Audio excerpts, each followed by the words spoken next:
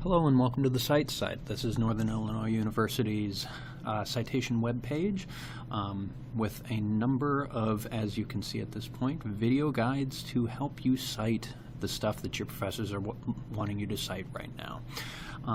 This is just going to be a really quick overview video for what the heck is actually going on when your profs are asking you to sit down and cite something, what we're looking for you to do, why we're asking you to do it, and what you can really expect to find in citation. So, first thing I want to mention is that citation is really simple in principle.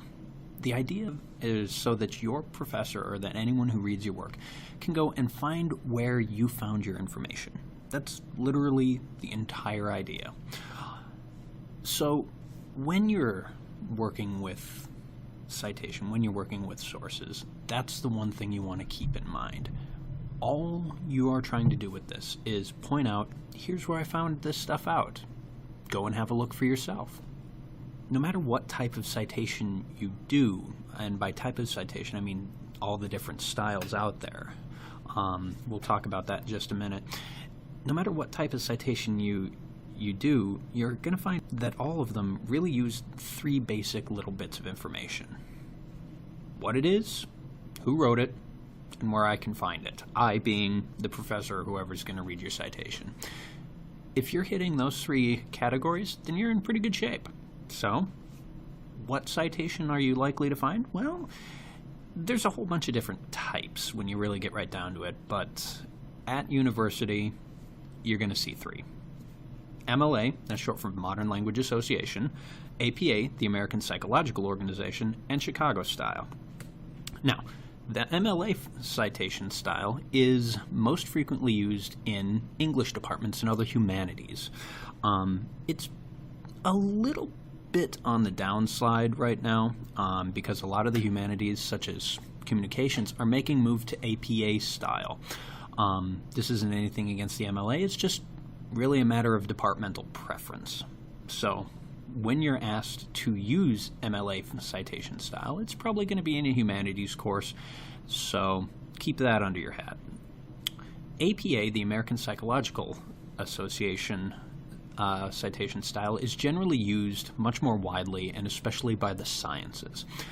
If you are a biology major, if you are a nursing major, if you are going into business, well, sometimes business winds up using Chicago, but most of the time you're going to wind up using APA style.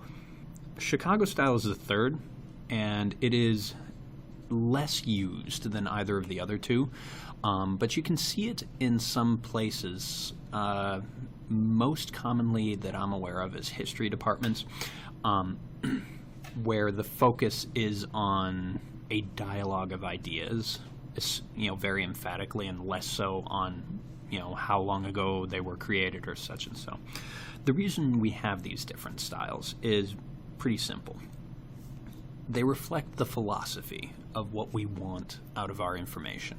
For instance, APA citation is used by the hard sciences and reflects the fact that the folks who use it are really concerned about how recent, how new, how well researched the information in the source is. So if you have a look at the styles, you're going to see it very much emphasizes, well, for lack of a better term, date of publication. MLA citation is much more about the flow and evolution of ideas. So you're going to see much less emphasis on date of publication or source of publication, and much more emphasis on the location that the information comes from for quick and easy reference. So that, for instance, if you cite somebody in MLA citation, I want to check the words and context, I'm going to have a much easier time just picking up the book, checking it out. Chicago style citation tends to be used when there are a lot of sources, and by a lot I mean sometimes as many as 8 or 10 per page in dialogue with each other. It makes it a lot easier to keep what many different people are saying straight without cluttering up your page with a whole lot of different in-text citations. Regardless of what kind of citation style you're using, remember, the style reflects what these people, whichever subgroup they are, consider to be most important.